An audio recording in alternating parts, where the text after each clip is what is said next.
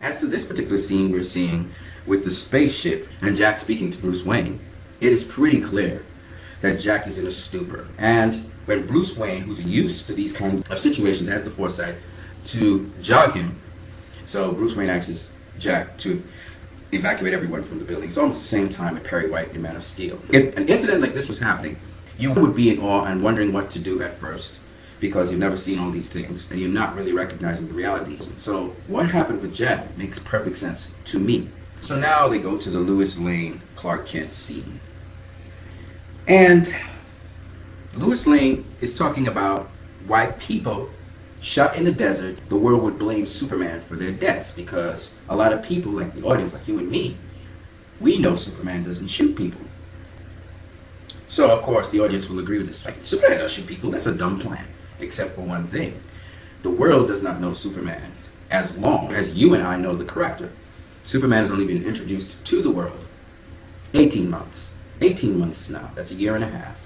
And so, because he's so controversial, you think about somebody being controversial in the world today, you hear good news and then you hear criminal news about them, you would be uncertain about what they actually do and what they could do. And so they were having this hearing to get to the truth of the matter. Here's somebody from that place witnessing that Superman killed all those people. How do you go against somebody who has witnessed such a thing? So to me, it's very credible. And I think the story was built on very credible premises. But because Superman is well known and Batman is well known, I can understand people assuming things. Like people assume this is a Batman from the Dark Knight trilogy. He's not.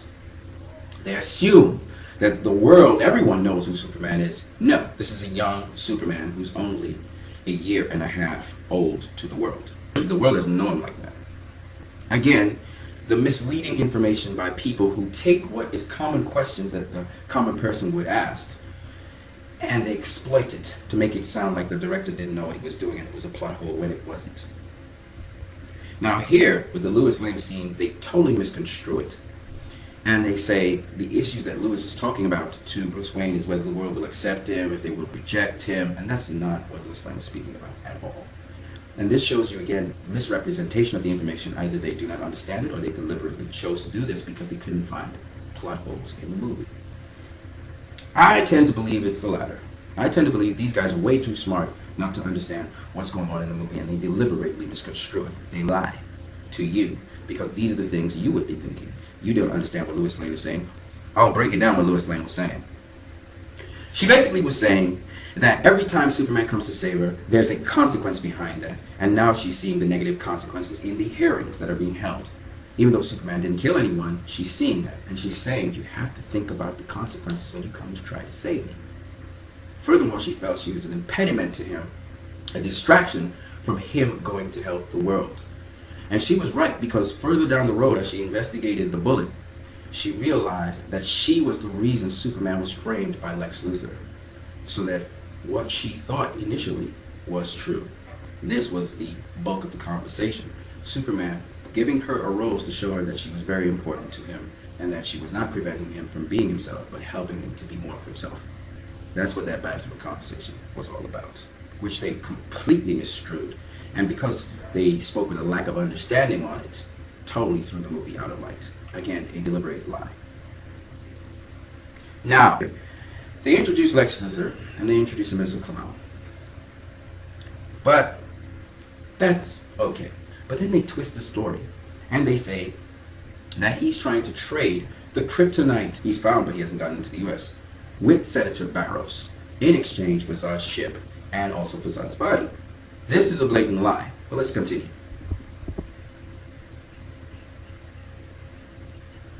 The points they make are the following. 1. Superman should have confiscated Zod's body as well as the ship, because when they had a drone following Superman, he took it down to hide his identity. The only problem with their argument is he doesn't need Zod's ship nor Zod to hide his identity. His identity is hidden anyway. Zod nor the ship will lead anyone to Superman, nor reveal who he is. So he doesn't need to get them. Besides that, all over Metropolis is Kryptonian technology. What is he supposed to do? Gather up all that technology as well? Point number 2 that they raised was that Lex Luthor, he has no motivation to want to hurt Superman. In the comics before, Superman would come in and foil his plans, and that's why he hated Superman. And that's a very simpleton way of looking at things, because we already know in this movie, Lex Luthor hates Superman because of the principles that Superman seems to exhibit. He's good and he's all-powerful. And Lex Luthor's father was all-powerful, but absolutely evil to him. And so he does not believe Superman is what he shows. So he tries to expose Superman, and that's why he set up Superman early on in the movie, and continuously through it. He's trying to expose Superman as evil. And if he can't succeed at that, he'll kill Superman if Superman really is all good. But because Lex Luthor believes only all evil people can be all-powerful. So that's basically it, really. So Lex Luthor hates Superman because of what Superman represents. And Lex Luthor represents the opposite of that.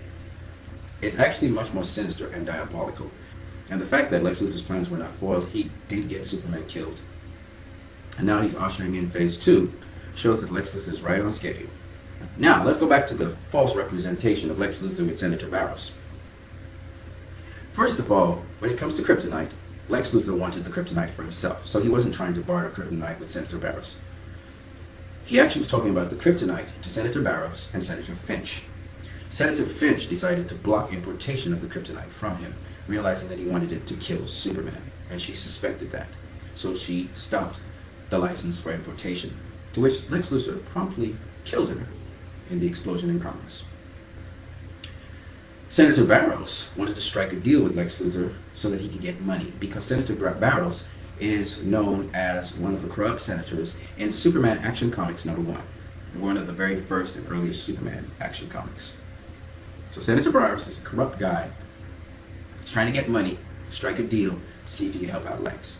And Lex closes the deal by giving him a Jolly Roger candy, which Senator Barrows did not want to eat, but Lex forced him to eat so that they would seal the deal. And Lex got what he wanted. That's basically what that scene was about. It's these guys lied and misrepresented. Now, they show also Lex Luthor as if he's this crazy random clown throughout this video, as if he's Jokerous, which is what they're trying to prove. And he becomes more and more like a Joker when they hit him in his eyes, and then they cause his mouth to bleed or something, and they put something in his mouth, trying to show that he's crazy and he's all about chaos, which Lex Luthor's not about chaos. Lex Luthor is about evil, and he is very logical in his thinking. Just that his premise is wrong. So let's move on.